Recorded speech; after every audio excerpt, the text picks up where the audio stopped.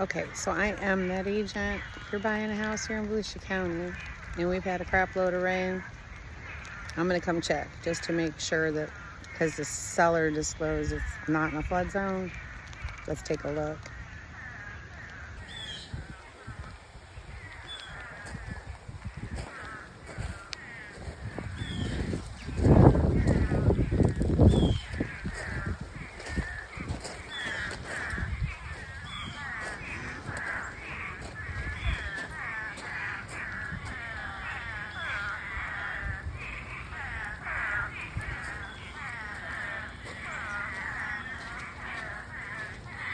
Dogs are happy.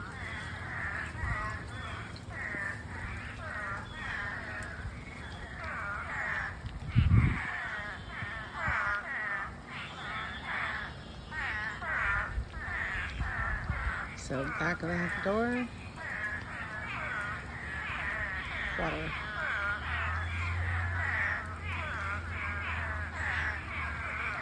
I guess we could call that a natural frog pond.